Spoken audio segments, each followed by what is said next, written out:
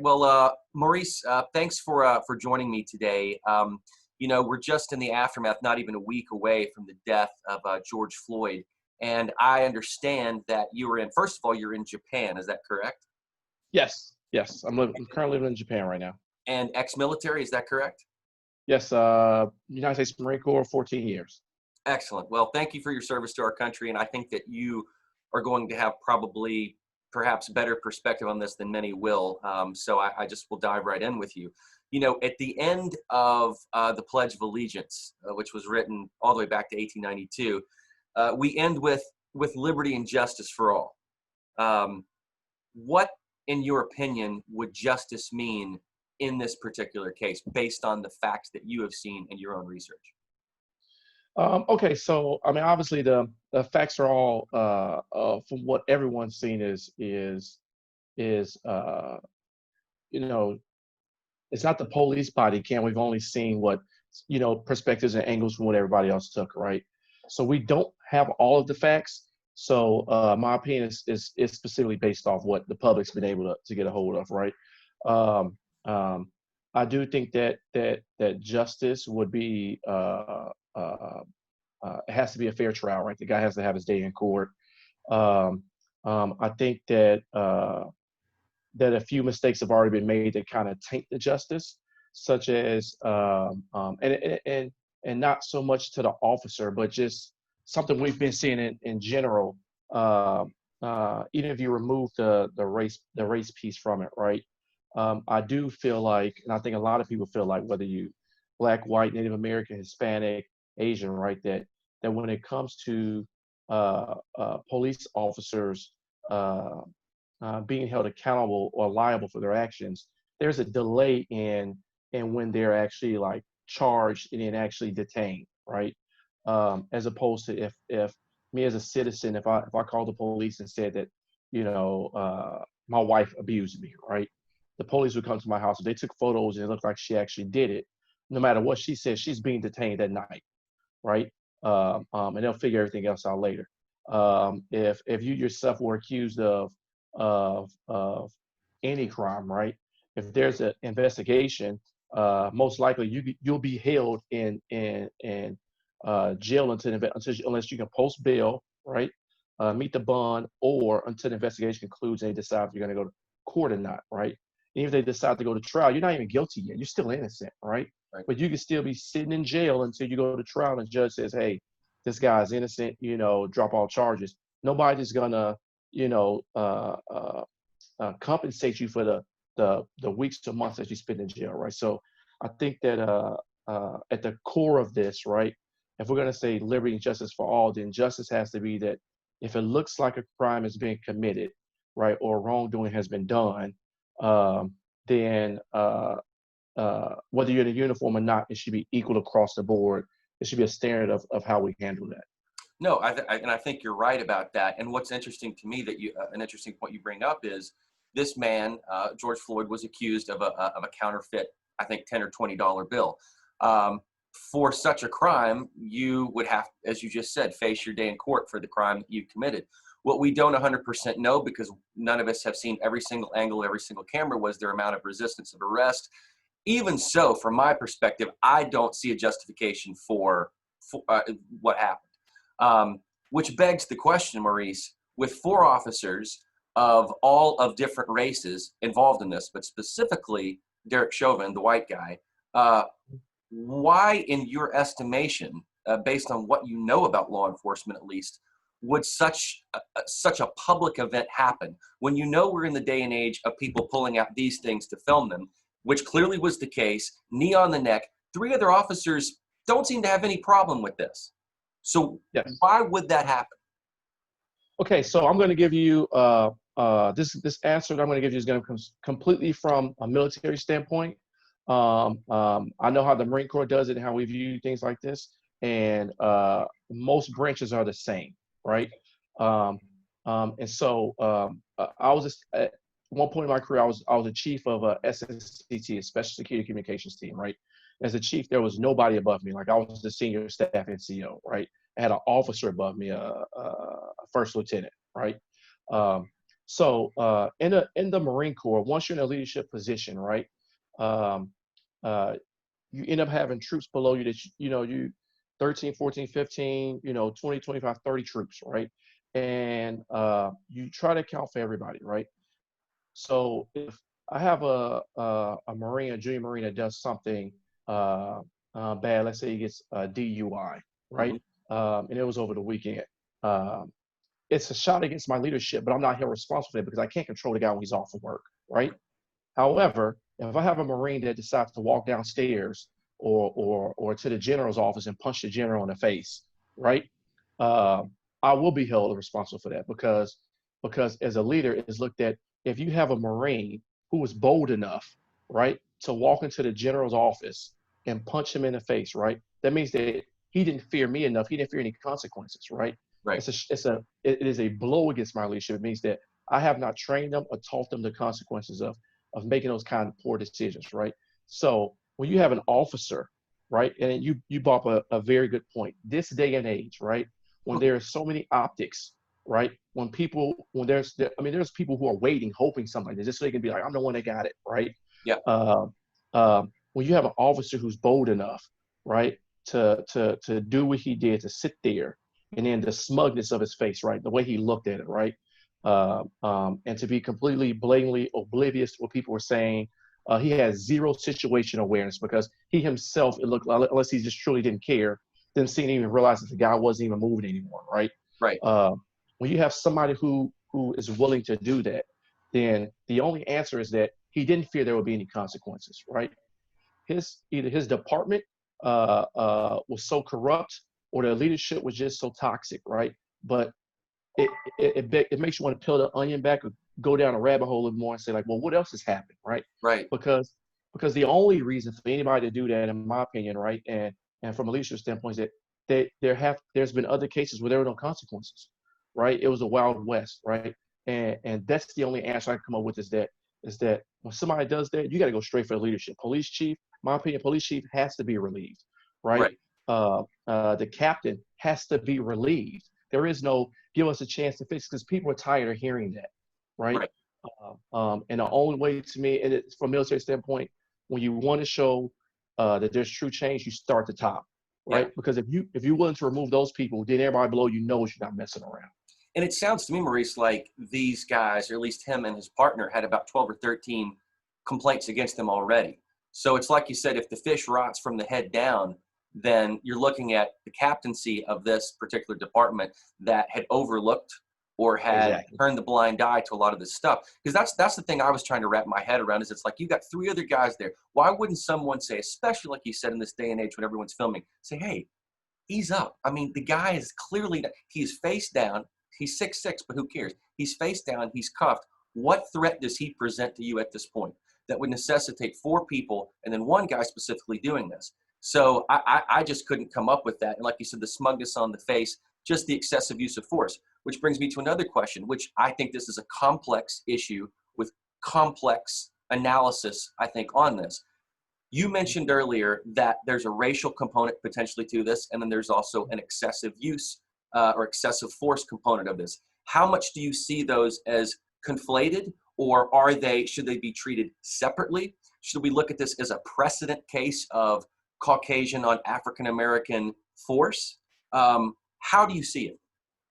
So I'm the psychology of it, Bo. I'm I respect police officers. I respect the job they do, right? I respect law enforcement. I understand it's a tough job, right? It's a Yeah. thankless job, right? So I can't even get into the psychology of what it takes for a uniformed officer to patrol specific areas, right? Dangerous areas or areas that's known to have high violence and crimes, right? Because I've never been a police officer. However, I have been in uniform, troop of the United States Marine Corps, and I've been in combat, right, several times, right? And so I understand the psychology of when you're training, you have to identify who an enemy is, right? So when I go to Iraq, the only way I can know my enemy is to identify them. So I have to know like how they dress, what weapon systems they use, right? What tactics they use, right? And that plays the part that when you're on a patrol and you see somebody act a certain way, you start thinking like, oh shoot, this is what I trained for, right? This guy may be a bad guy, right? Um, um, but even then, right, the United States military, we have rules of engagement, escalation of force, right? Yep. So you can look like a duck and walk like a duck, but I'm not allowed to treat you like a duck until I have positive ID, right? Right.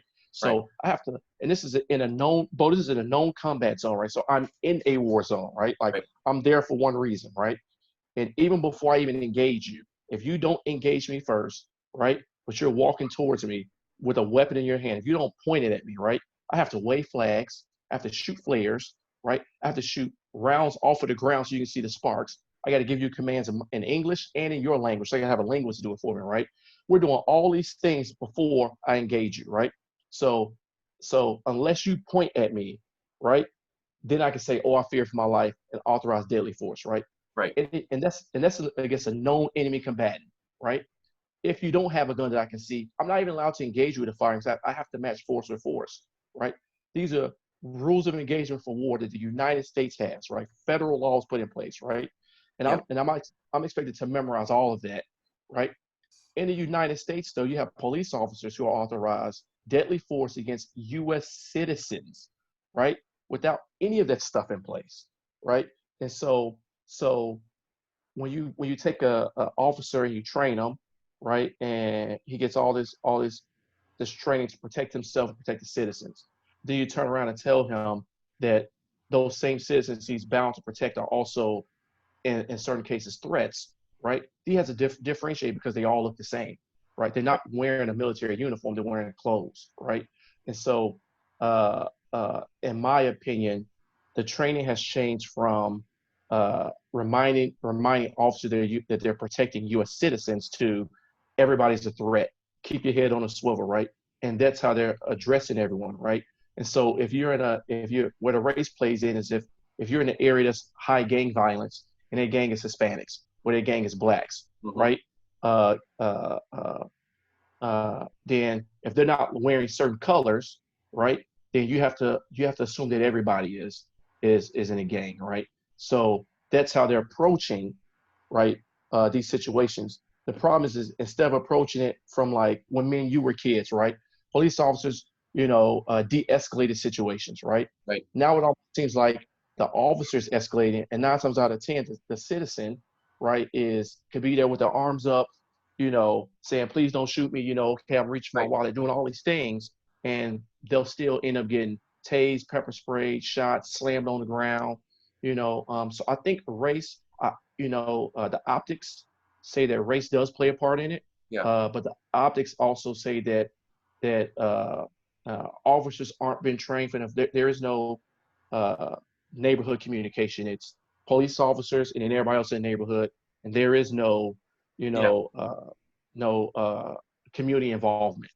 And we've seen evidence before, and I mean, and I can think of a couple specific examples where, okay, let's say Michael Brown, for instance, in Ferguson, he had committed a crime. It looked like he committed several before what happened, including potentially either trying to get the police officer's gun, some sort of altercation happened. In this case, George Floyd, it appears, again, have to say allegedly at this point, had counterfeited a $20 bill, probably because we're all in a really horrible economic situation right now coming out of this pandemic, and I think he got laid off too. Then there are other examples where people are either unnecessarily killed or harmed or arrested just for the color of their skin. They did nothing wrong. So we're seeing both of these things happen. But I actually went through a de-escalation, the Virtuous simulator out in Colorado, and it is difficult. I don't envy what those guys do. We had shock Sure. packs in our back pocket, and I mean, it's a split-second decision. And someone told me, an officer one time said, "I'm going to pretend this is a gun, and I want you to try to get it out of my hand before I can pull the trigger." And of course, I went, and it's over. Like you're dead. Right. When you try to Right. do that. So I don't envy their position. But at the same time, when you look at the racial makeup of these, is it all feasible at all, or a logical suggestion to change the racial composition of the force, or at least of the leadership? Do you see that at all as a positive step, or will that do nothing? No, that's a positive step, and I think that's the right direction. I think that you have to, if you want to be able to change any community, you have to recruit from within that community, right?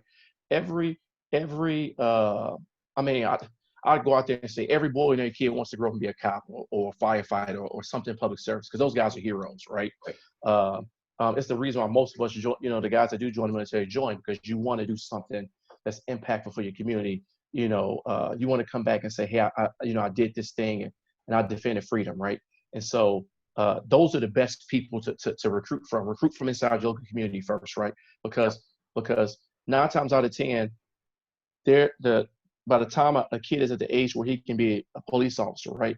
The same people he grew up around, some of them turn out to be bad guys, some turn out to be good guys, but they know him, right? So if he's doing patrol and he knows that this guy over here is selling drugs, right? Yeah. He'll be able to deal with that guy easier than some guy who had never lived in a neighborhood before, who doesn't know him, right? So let's give a scenario and say that Floyd was on hard times, right? Had just lost his job, was trying to feed somebody, and Yep. said, look, like it's either selling drugs or doing this. That I'll take the lesser evil. I'll use this counterfeit money. If he even was the one passing the counterfeit money, right? Uh, uh, if you knew him personally, you were a cop, and you knew all this stuff about him, right? Because you guys went to school together and you had a buddy tell you what was going on with him. If you engaged him, you showed up to that call and said, "Oh shoot, I know this guy," right?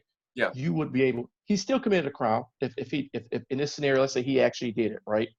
He still committed a crime, but you would absolutely approach him differently, right? Because you understand the circumstances. And if you Yeah. approached him and he was nervous or he was upset, and so because he's upset, he's yelling, you understand where it's coming from. You understand that like coronavirus is going on, he can't Yep. go to work. The governor's not letting him go back to work, right? Yep. He's trying to feed his mom or whatever, right? That makes it easier for you to de-escalate because you know him, you know that he may be upset, but he's probably not a physical threat. Now, you still got to do what you got to do and follow protocol, right? But it also means that once you detained him, you be able to get him up, get him in the back of the car, let him cool off, right? And then you got to take him to the station, talk to him, right? But then figure it out, right? So I absolutely think that the first step has to be you have to recruit from that community, right? Give a ratio. Yep. It doesn't have to be, it doesn't have to be because it's a black community, black cops, right? But Right. it could be white cops from the neighborhood, and they still understand or at Yep. least respect the perspective that the black people have in that community. Yeah, and what's ironic is I'm reading that maybe the officer and Floyd actually worked at the same nightclub at different times. That's Yes. an even more interesting cog in the wheel here because did they know each other? Was there Right. history, and what could have ticked the officer off so much to do this to the guy? And again, from a law enforcement perspective, I don't know why the guy wasn't in the back of the car.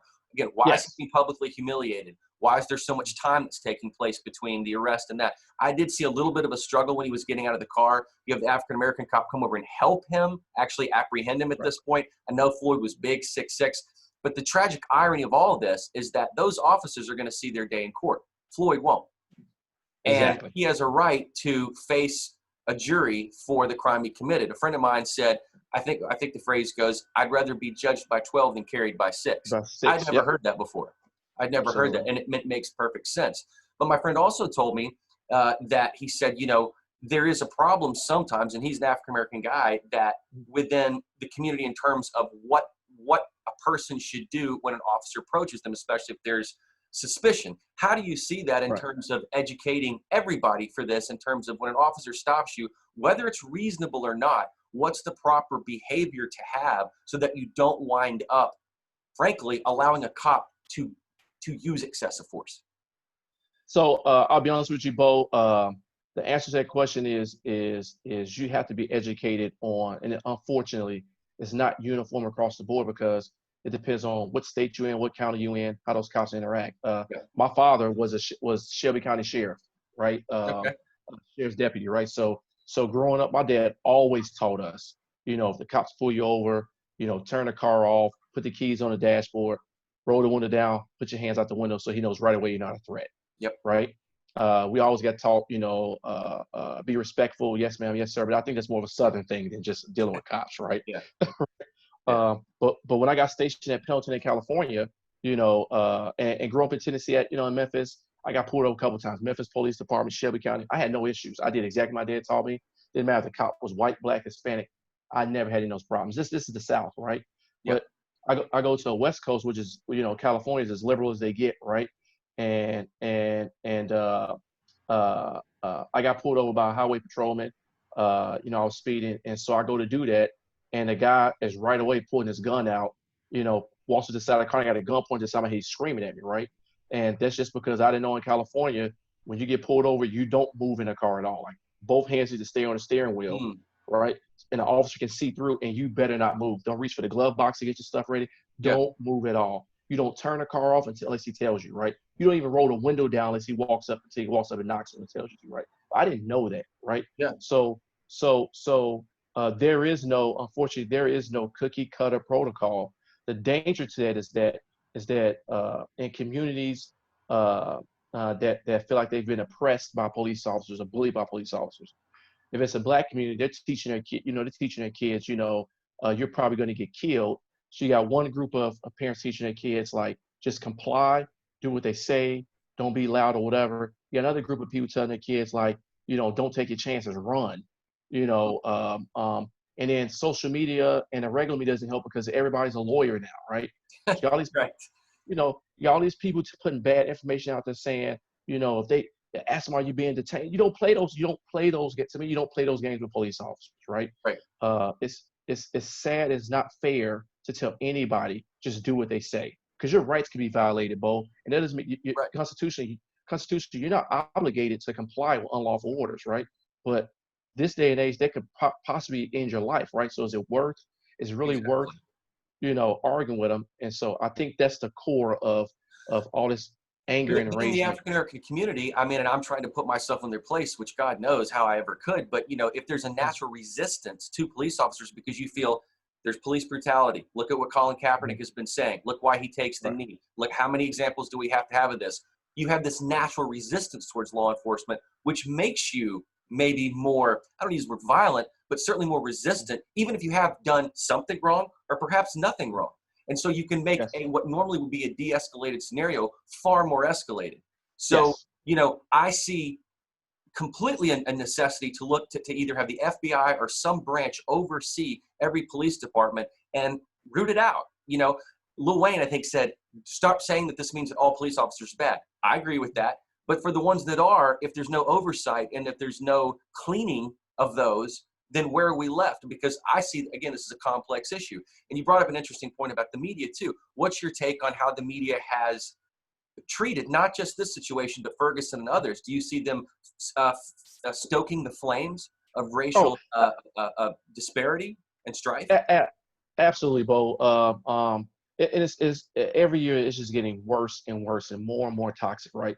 I mean, to the point that I don't even. I mean, I'm over here and I have to do actual intelligence. Like I have to look at 5 or 6 different sources to try to figure out what the truth is, right? Yeah, So I'm looking at Japanese news, and it's I don't know if you ever looked at like other countries' perspectives of the United States. It's very interesting, right? yeah, Uh, but yeah, I mean, the media is I've just in this situation right now, the Floyd situation, I've seen the media do an injustice to blacks and whites, right? I saw the article about rednecks, rednecks with guns preventing, looting and rioting of pawn shops and banks, right? But the full picture was it wasn't just white people. They try to stoke the flames to make black. Look what these white people are doing, right? They got guns, right? yeah.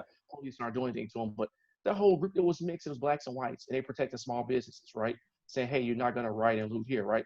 These were business owners protecting their business. It wasn't just white people there, right? But when you use terms like, come on, rednecks, and this is a mainstream media outlet, right? Right? Right. But that's an acceptable title now, right? But then when you also show like, you got other forms, other media that will show like black people breaking stuff, but the group was actually white. It was a bunch of people, right, rioting, Right. right? And so they're stoking it for ratings, right? And this political divide and all this stuff is an injustice to everybody, right? And it makes Sad. it makes it it makes it worse. And I want to touch on something you said that I thought Yep.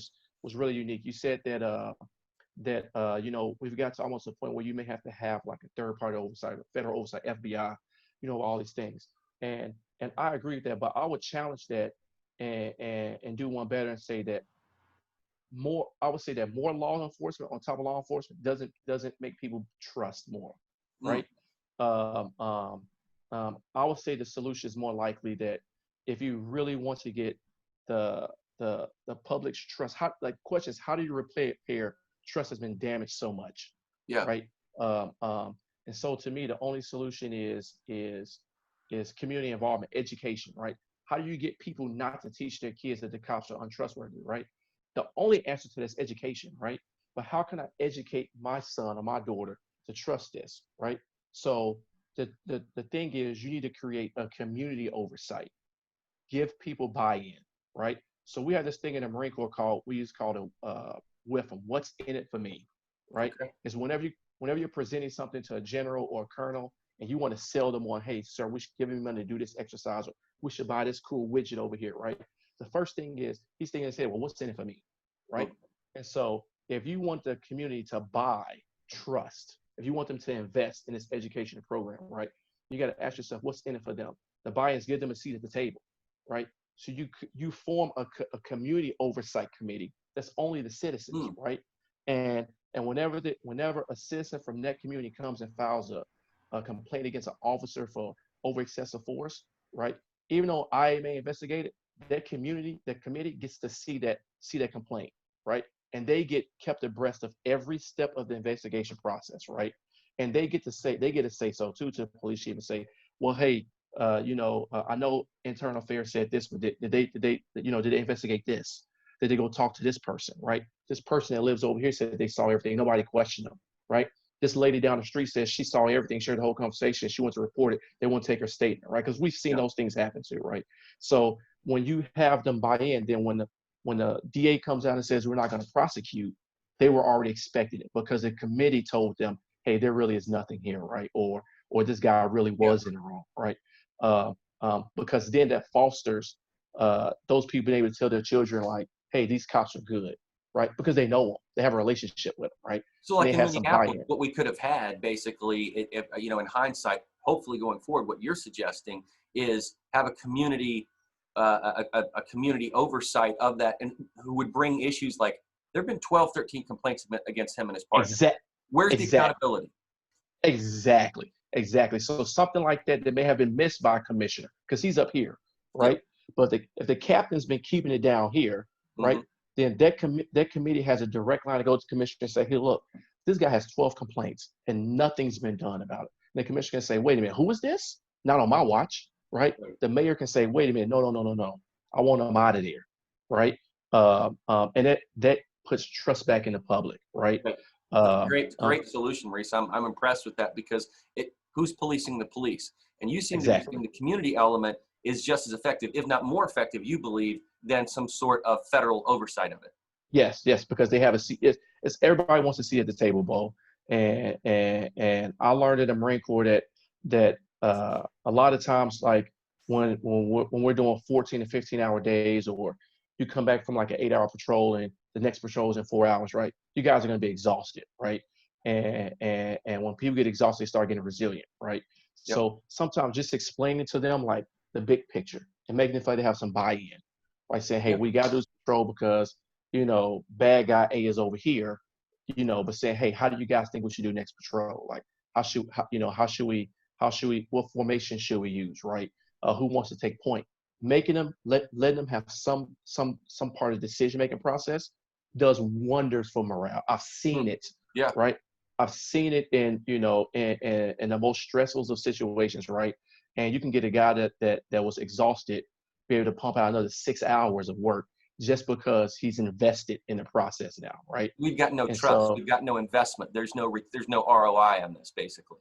exactly. Let's go ahead. You touched on it briefly. Let's go to the violence and the looting and what's going on, not just in Minneapolis, but in Chicago and Atlanta, in DC. Yeah.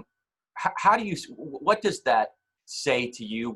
How do you feel about that in terms of a reactivity? Do you think that's a natural response? Is it legitimate? We're seeing small businesses being punished, especially in that committee, that are unfortunately Mhm. suffering the consequences of it. How do you see that? So I'll start off right away by saying like looting is unacceptable, right? Looting doesn't do anything. It's a straight up crime. You're stealing, right? Yeah. rioting is an effective tool, right? We've historically, if you look at it from a Black perspective, uh, leaders like Martin Luther King and Malcolm X both supported rioting as tools, right? What's missing though, Bo, and what really makes me angry, right, is for me as a black man, and most Black people have historical role models, right? I Hmm. have four of them, right? For me, it's Martin Luther King, Malcolm X, Harriet Tubman, and Nat Turner, Hmm. right? And the reason why is because all four of them were outlaws, right? And what I've seen, well, they were outlaws, but they understood what they were doing, right? Right. And when I say outlaws, is they understood that what they were doing was illegal. But the key things that's missing that people forget about them, and what angers me is that people now are quoting them, right? And it's a disservice to quote historical legend without studying that person, right? Amen. Because then you just give it because you're just providing lip service, right? Yeah. And so you're taking things out of context. So yes, Malcolm X I mean Martin Luther King made statements where he specifically said that rioting is the voice of the unheard, right? Malcolm X was all about riots, right? But what you never saw Martin Luther King or Malcolm X march into a city with people behind them and then say, "Release the hounds, have at it, boys." That never Yeah. happened, right? It was synchronized. It was a unified front, right? And they only rioted. Targets of riots were targets of the oppressors. Boston Tea Party, right? They didn't go ransack the downtown area and destroy the whole pier. They Right. got rid of got they effectively rioted against the oppressor, right? Uh, uh, so so if looting Walmart and Target, who does that benefit? Walmart and Target can't change any legislation. They have no power over the police chief, right? They can't. They have nothing to do with that, right? They're corporations, right?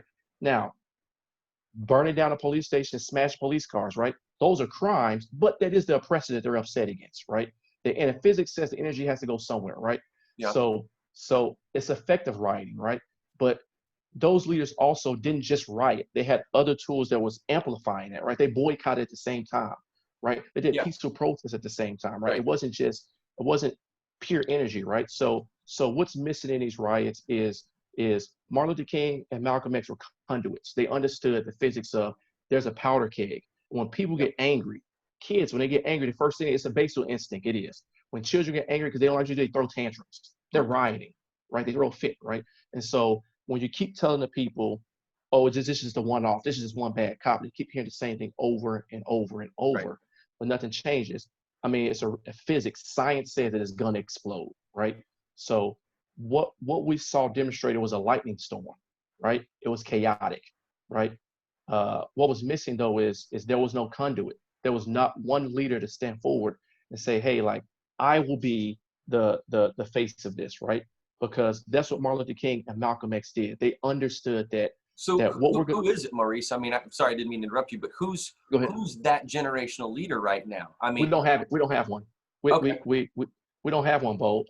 There's people out there that think they're doing it, but they're opportunists. They show up when there may be money involved of litigation, right? Okay, so let's use Colin Kaepernick as example because he gets thrown into this a lot with Yes. the kneeling. Is he? Do you see his aim or his goals or the means to an end as self-serving, or do you see him actually putting things into practice? I've heard people tell me, "Oh, you don't understand. He gives a lot of money. He gives a lot of money." I'm like, "Well, money's Yes. money. I mean, I know money talks to some degree, but what Mhm. actually is he doing?" I So think on your so Facebook, I think you made a point about um, about or someone did about again, how do you actually affect the gears of change? So how yes. do you see what Kaepernick's doing? Is he not the generational leader that you are seeking?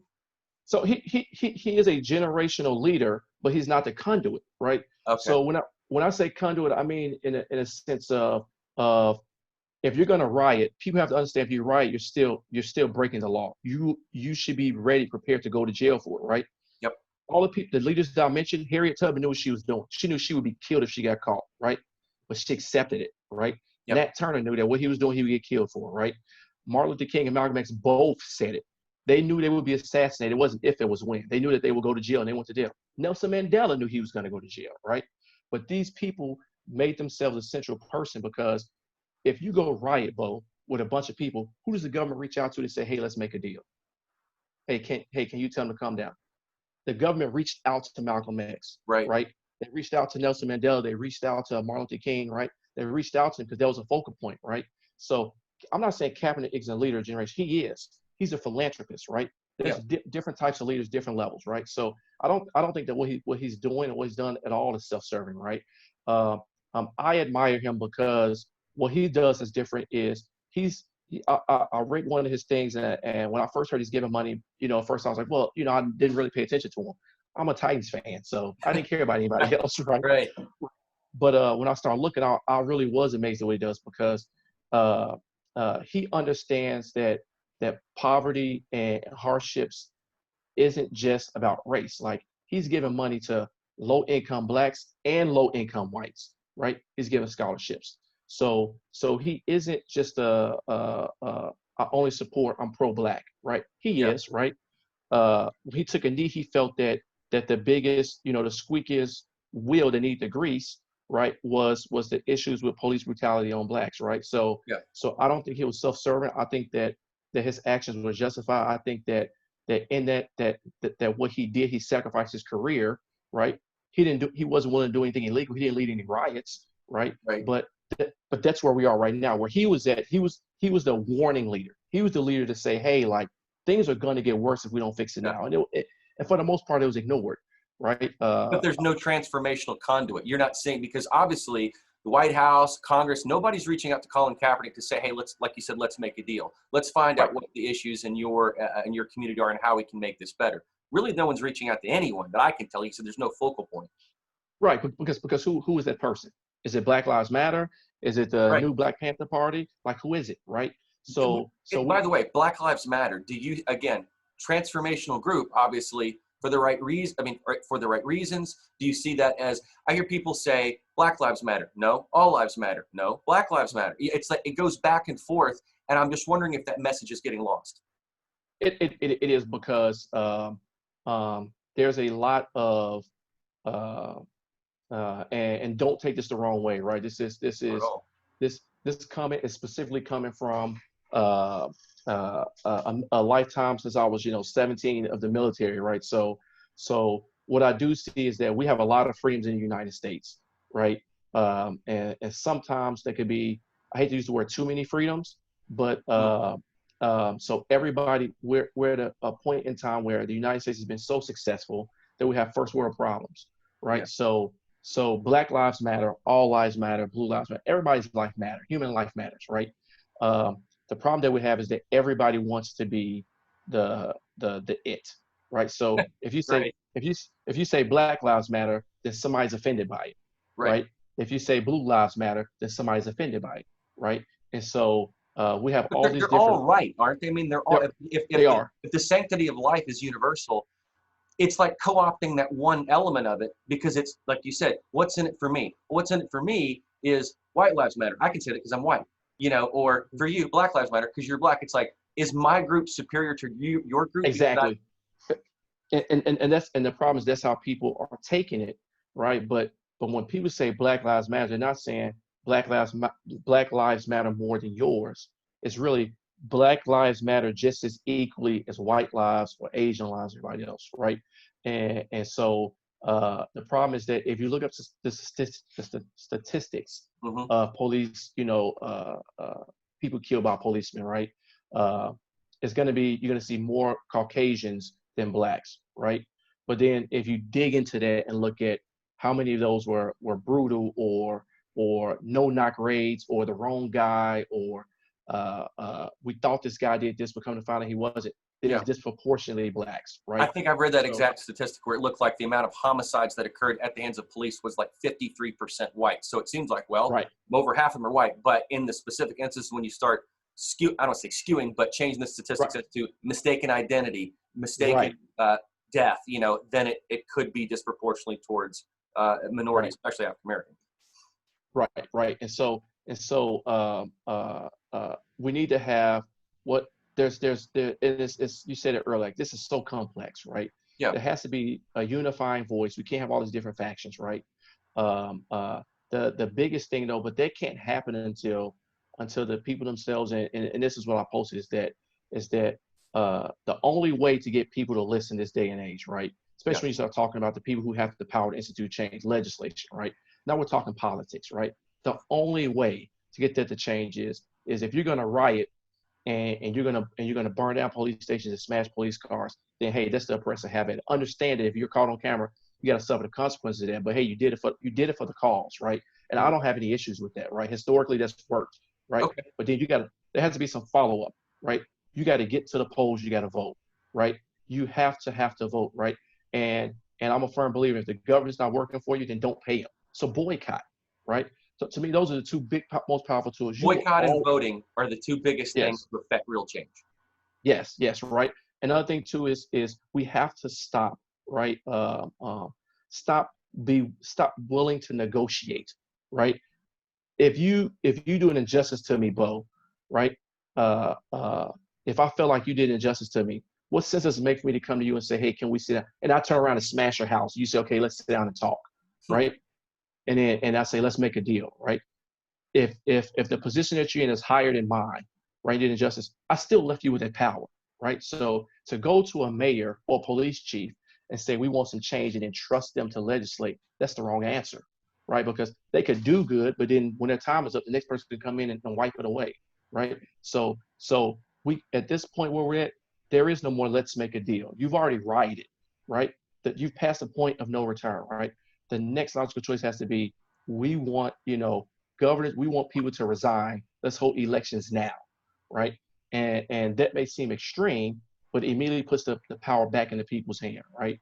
Uh, the level of right to the level right when we've seen the cities almost burned down, right? Like a police precinct is gone, Right. you And, know. and to me, two wrongs don't make a right. But that's why I was trying to get to the bottom of where the limits of rioting go and how much violence can be associated with that or is going to be innate in that in terms of MLK, Malcolm X, the others that you mentioned, your four leaders. Because you mentioned to me several things that I see, and I want to be a solution-oriented guy. You've talked about community involvement and community oversight. You've talked about boycotting, and you've also talked about voting. So those are three things I can see that are effective. But at what point does the rioting become violence and become eye for an eye, and now we can't even negotiate at the table?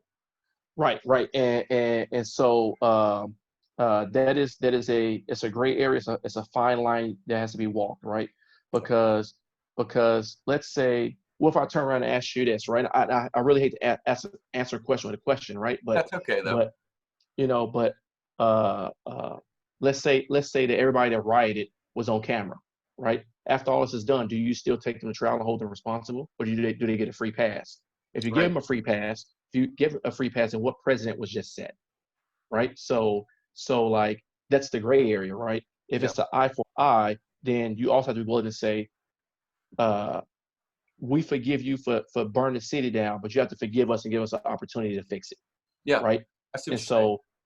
so, and that's really why you need to have a leader who unifies everything. Because if there was a single point, then that person goes to jail for everybody. That's a Right. crime, inciting a riot, Yeah. right? You One hate to say you hate to say martyr, but someone's got to be the point. and that is why and I've spoken to many people about this, and some of them are like got the aha moment, like right. That's what made Martin Luther King and Malcolm X and people like them unique, right? Is they understood that like what we're about to do, right? I'm going to take the blame for, Yeah. right? And that's really what they sacrificed, right? Right. And that's why those men are legends. That's why those people are historical legends and figures, right? It's because a lot of people. That's why I get angry, Bo, when people share quotes without doing the history. Like, do you They don't understand know what what this they're person talking actually about. did? Right, Right. right. Do you Uh, understand what this person actually did? I have two more questions for you. I know my battery's dying here, so I don't want to Yeah, take too much more of your time. And these are kind of complex questions, but if you can be as succinct as you can and okay, collect your thoughts. But the first question is, what does executive leadership look like during this? If you could give any advice to President Trump right now, or whoever's in office, but right now it's President Trump, hmm, regardless of how you feel about him, yeah, because a lot of people are all eyes are on him based on what he tweets. yeah. What would you say to him? What's the right message to get to him right now to make this better? And finally, what's the best way to honor the memory of George Floyd? Those two questions. Okay. The first one, advice to executive leadership is don't be quick to talk, right? And anybody, it doesn't matter if it's Trump, if it was Obama, anybody, right? These kind of situations, you have to put politics aside, right? You can't pander to a base. You can't try to make one group happy to appease them for votes, and whether it's Democrats or Republicans, right? You can't use it as a political standpoint. You have to humanize it, Mhm. and you have to at a minimum empathize, right? If you honestly believe that if you're able to empathize and humanize a situation, especially something like this, the right answer is going to come, right? And the right words will come, right? I think the best thing anybody could do is get down on the ground, man. Fly Yeah, there, get on the ground, talk people. show up, right? Put yourself, because that's what generals do. They're right there on the battlefield, you know. And so that would be my best advice. Okay. The best way to honor Floyd Yeah. in my opinion, is that every step of the investigation, keep it pure, right? Don't allow any corruption. Don't try to play taint a grand jury. Keep it pure and let justice 100% speak for itself. Perfect. That's a great answer. Well, thanks so much, Maurice. I appreciate this. I'm hoping this will be completely recorded because it's been Yeah. fantastic. Thanks for your thoughts, though, and your perspectives. I think you've provided a lot of a solution-oriented approach, which is I think what we need right now. Yes. Rather than adding to the problem, because they say be a part of the problem or be part of the solution. And I think we're seeing a lot of problems, but not a lot of solutions. So, and you've provided some interesting insight on that. So, thanks so much, my friend. I appreciate it. And great talking with you, and You thanks too. for lending your voice and your service and everything else, man. Yep. Thanks for the opportunity. And believe it or not, even the things that you said to me were insightful, and that's always a good thing because I learned. I got to see another perspective and learn. So I really appreciate it. That's the point. Is I think we need to elevate the dialogue. There's not enough dialogue going on. It's all preachiness, and this is my Yes. perspective, and I don't really care what you think. You need to understand me, and I don't really care whether you understand me because I'm talking and I'm not listening. Yeah. So I Yep. think And more things like this can be more productive. I'm hoping. yes. Absolutely. Thanks, Bo. All right, Maurice, take care.